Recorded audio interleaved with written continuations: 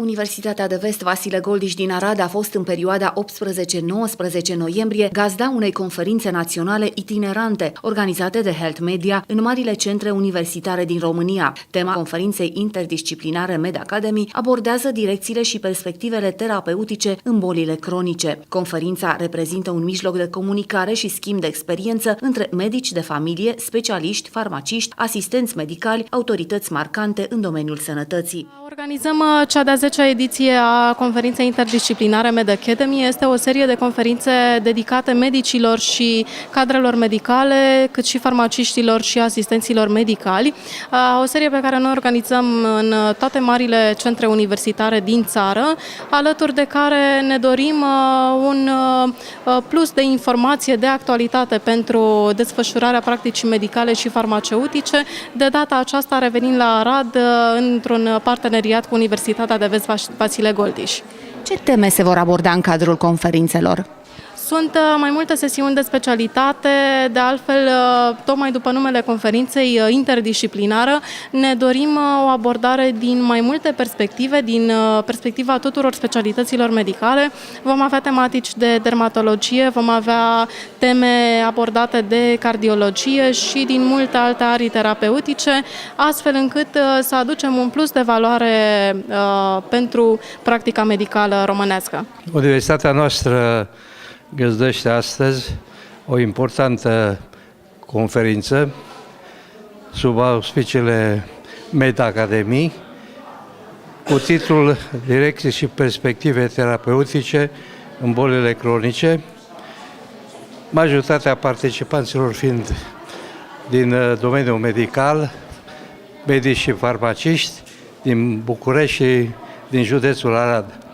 După valoarea creditelor pe care le-am obținut, este o manifestare științifică medicală de mare importanță, întrucât vor fi jalonate perspectivele terapeutice în boli cronice, atât de răspândite astăzi, atât în județul nostru, cât și în județele înconjurătoare și la nivel de țară. Ele necesită un tratament special, aceste boli, și prin dezbaterea de astăzi încercăm să vedem soluții pentru ameliorarea bolilor cronice. Doresc mult succes acestei reuniuni, care așteptăm să umple sala, ca de obicei, la Arad, la Universitatea de Vest Vasile Goldiș, simpozion organizat de Facultatea de Farmacie și Medicină a Universității noastre. Sesiunea de conferință a fost deschisă de președintele fondator al Universității de Vest Vasile Goldiș din Arad, profesor universitar dr. Aurel Ardelean. Ne bucurăm foarte mult de prezența dumneavoastră aici și suntem deosebit de onorați de a organiza această conferință regională în parteneriat cu Universitatea de Vest Vasile Goldiș. Mulțumim foarte mult pentru tot sprijinul domnului președinte Aurel Ardelean, domnului profesor, doamnei profesor Anca Hermenean și doamnei profesor Claudia Toma. Iar acum am deosebită onoare de a invita pentru câteva cuvinte pe domnul președinte, domnul profesor universitar dr. Aurel Ardelean. Sunt deosebit de onorat ca numele Senatului Universității, a Consiliului de Administrație, a Fundației Universitare Vasile Goldiș, a doamnei rector, deținută la un examen de specialitate la Clinica de Hematologie, dar va veni, să vă aduc salutul nostru. Bine ați venit în orașul de pe Mureș. Este ușor să omor celulele tumorale, dar provocarea este de a menține pacientul în viață în tot acest timp. Este lupta care se dă în activitatea desfășurată, satisfacțiile acestei lupte prin chimioterapie. După cum cunoașteți la ora actuală, biologia moleculară, în special, studiază o serie de metodologii prin aplicarea unor tratamente, pe lângă clasicul polipicidă, intervin acum și proteina P170, proteina 21 RAS și altele care sunt utilizate în noua terapie. Din păcate, nu am reușit să avem la Arad un centru de radioterapie. Avem un proiect cu Consiliul Județean. Noi suntem o universitate, Universitatea de Vest Vasile Goldiș, cu un statut special. Suntem universitate comunitară. Adică am fost înființați de autoritățile locale, instituții centrale din Arad și județ. Consiliul Județean, Prefectura, Primăria, Arhiepiscopia, Camera de Comerț. Deci avem o colaborare cu aceste instituții și ne ajutăm reciproc. Acum gândim un centru de radioterapie la Arad, pe care trebuie să-l facem pe euro-regiune și prin cercetările noastre pregătim să acționăm în această direcție. Câteva cuvinte despre cardiotoxicitatea mitoxantronei. Mitoxantrona este un agent antitumoral din clasa antraciclinelor, utilizat în tratamentul leucemiei, limfoadelor, a cancerului de prostată și sunt răspândite în județul nostru, alături de bolile cardiovasculare care sunt pe primul loc, dar în același timp induce cardiotoxicitatea cardiacă pentru 18% din pacienți după aplicarea unor doze cumulative în timpul tratamentului chimioterapeutic. Avem, din păcate, un procent cu care nu ne mândrim de maladii, și este vorba de cancer, care după statistici ar fi pe primul loc în țară. Interesant este că și la maghiari e aceeași situație, de aceea ne unim forțele pentru a depista cauzele care determină această boală. Din punct de vedere clinic, toxicitatea cardiacă este caracterizată, în primul rând, de dezvoltarea disfuncțiilor ventriculului stâng, manifestată prin descreșterea fracției de ejecție ventriculară stângă și alterări congestive care duc după aceea la mai multe feluri de boli, inclusiv instalarea unor blocuri cardiace. Glisina pe care am utilizat-o este un 5,7 dihidroxiflavonă. Este un flavonoid natural. Utilizăm foarte mult extractele naturale, prezent în cantități mari în miere, în propolis și în multe extracte vegetale. Facultatea de farmacie ne ajută foarte mult în extractele acestea vegetale. Noi suntem un grup de biochimiști, biologi și chimiști, care ne ocupăm de această problemă.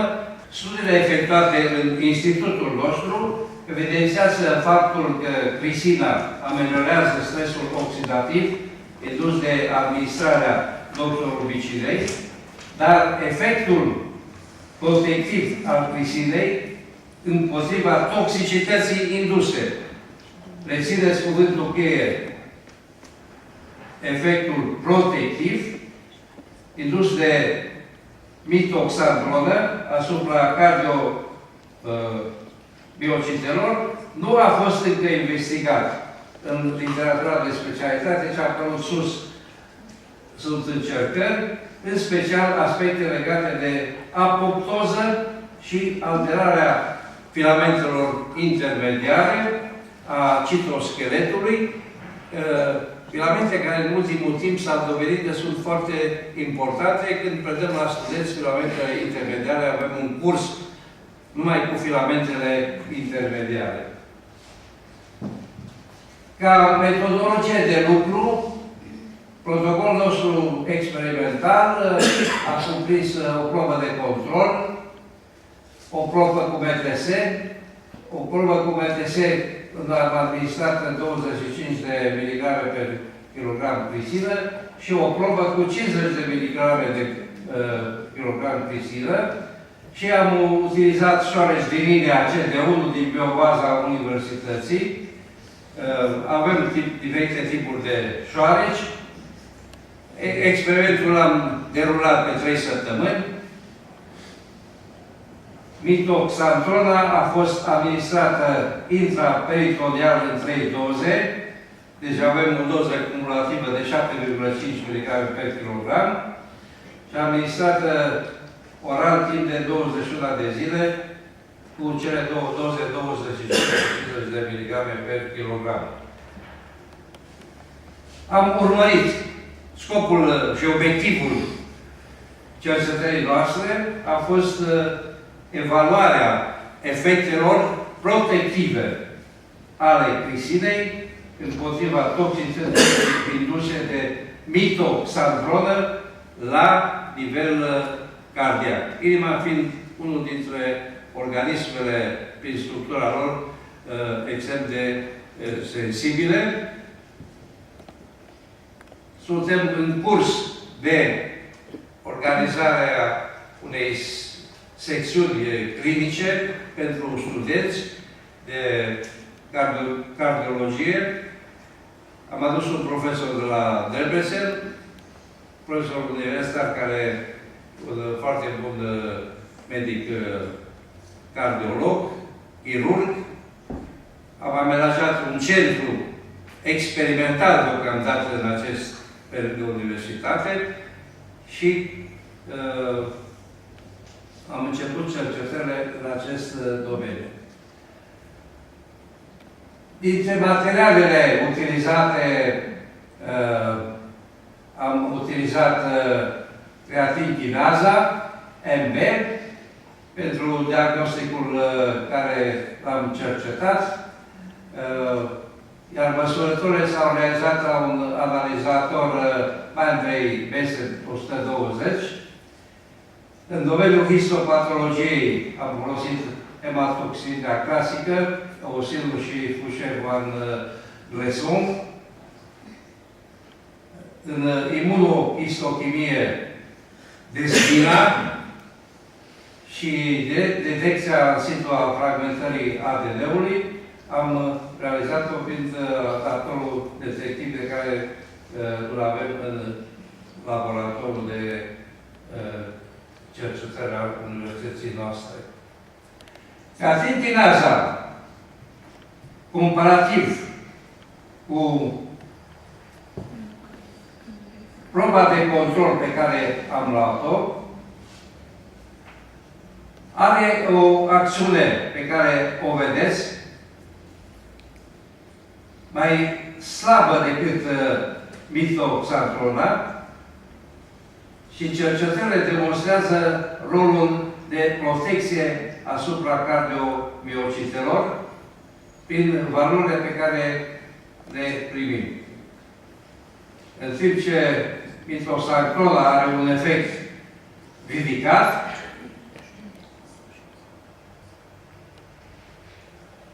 grisina administrată în prima probă cu 25 de mg și în a doua probă cu 50 de mg nu are efectul acesta asupra cardiomiocitelor.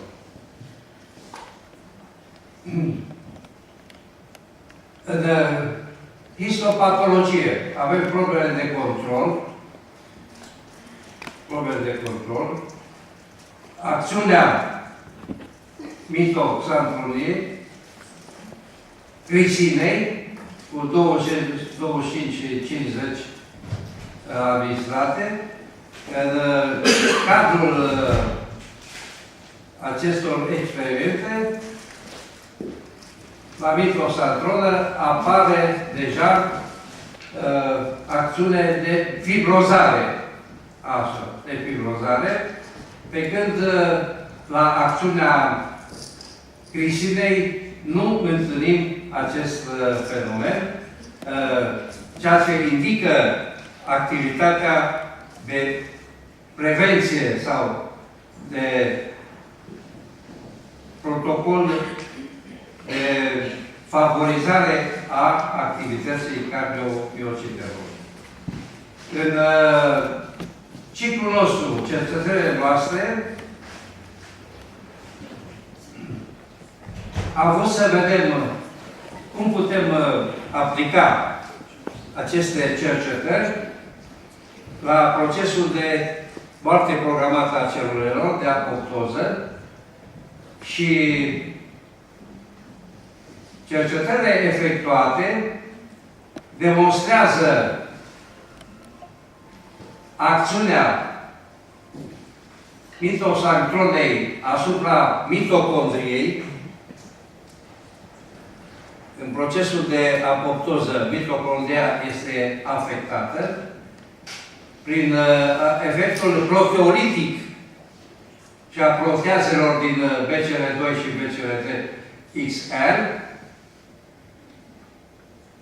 și împreună cu proto-oncogenele BAX și BAC. Acestea induc o activitate de distrugere, de proteoliză a membranei mitocondriei, dând posibilitatea citocromului C să declanșeze activitatea caspazelor. Cunoașteți cu toții că caspazele au așa numită activitate în cascadă, și prin intermediul activării caspazei 8 din suprafața FAS se induce activitatea caspazei 9 și a caspazelor 3, 6 și 7, care determină, vedeți, determină începutul fragmentării DNA-ului din nucleu. Începe acest proces de balonizare inițială a membranelor și, în final, distrugerea DNA-ului. În acest proces, sigur, intervine o serie de factori de apoptoză. Concluzia noastră este că glisina are un rol protector, fiindcă încetinește procesele de distrugere a furnizorului de energie, care este mitocondria. În microscopia de fluorescență, tot așa am constatat pe o probă de control, pe BTS și BTS cu 25 și 50 de miligrame per kilogram, aceeași efect care vi l-am prezentat de protecție pentru cardiobiocite a trisinei. Vedeți fragmentele de ADN, cum în proba de control este proba normală a lor, instalarea apoptozei se vede deja prin apariția acestor nuclei celulare întunecată, este proapoptoza, prin procaspaze în această fază. În faza C, deja apar elemente de protecție și de protejare a cardiomiocitelor. Toate acestea sunt făcute în laboratorul nostru de la Institutul de Științe al Vieții și concluziile noastre ar fi cam următoarele. Acum concluzii să dați.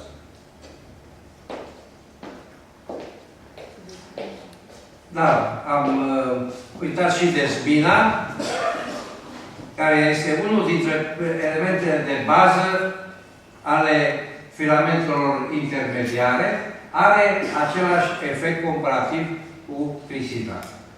În concluzie, putem spune că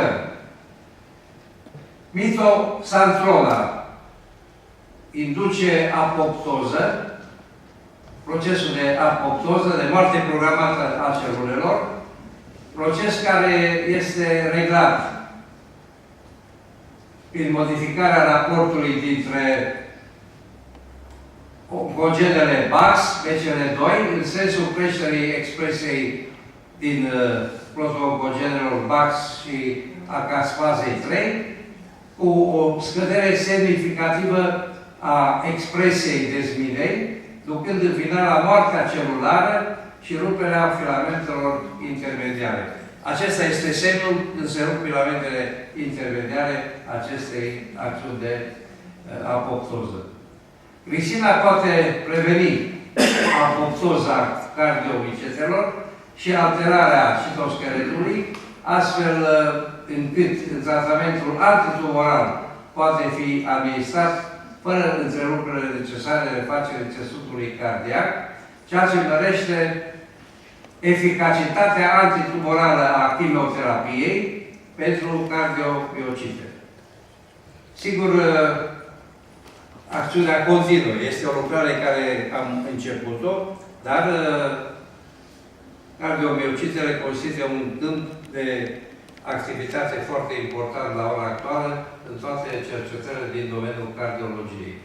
Această lucrare a fost publicată într-o lucrare de prestigiu. Acum vedeți și dumneavoastră că Ministerul a elaborat pentru orice tip de promovare o serie de măsuri, cum sunt și la în cercetare, factorul Hirsch, deci numărul de citări, revistele cu impact de la 2, în sus, sunt promovate. Suntem coparteneri și noi, Universitatea la revista de Biologie Celulară și Moleculară a domnului academician Laurențiu Popescu, care a lăsat jumătate din revistă Fundației de Biologie Celulară și Moleculară, cealaltă jumătate fiind achiziționată de grupul Valley din Londra, dar revista aceasta are un factor de impact avut la un moment la 7. Acum suntem la 4,83. Dar vă invităm să publicați în această revistă, fiindcă este una dintre cele mai bune din țara noastră, este cea mai bună. Deci, factorul de impact cel mai mare la ora actuală. Nu există revistă mai bună. Sigur, cu referenți, cu toată ce trebuie trecut prin acest filtru, dar v-am ajutat să vă punem în legătură cu aparatul directorul revistei. Este la ora actuală domnul Ștefan Constantinescu, poate îl cunoașteți, care își desfășoară activitatea la un spital din Bruxelles. Noi trimitem studenții de la medicină la Institutul dumnealui în fiecare an. Studenții cei mai meritoși din domeniul medicinei îi trimitem la Bruxelles, la institutul unde lucrează dânsul, sau în Germania, lângă Frankfurt, la Hanau, pentru a se specializa deja de timpuriu într-un domeniu. Din păcate, cum se întâmplă cu medicii, se întâmplă și cu ei.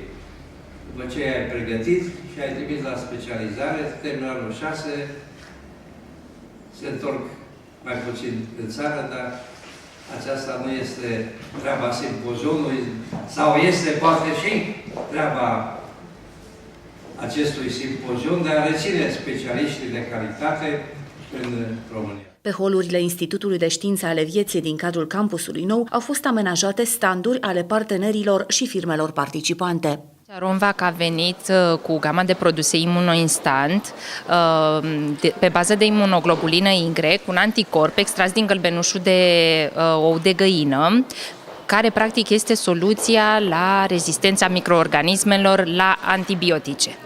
Sunt înregistrate ca și suplimente alimentare. Toate acestea, așa cum v-am spus, acționează împotriva bacteriilor gene Escherichia coli, Clostridium difficile, Helicobacter pylori, cele mai întâlnite practic la noi, pentru că produsele noastre sunt făcute pe baza tulpinilor bacteriene pe care le-am luat de la pacienți umani din spitalele din România, ca să ne adresăm efectiv pacienților noștri, deci bacteriilor care se regăsesc la noi aici în România. Oferim aparatură medicală pentru toate specialitățile medicale, oferim mobilier medical, instrumentar medical și consumabile medicale.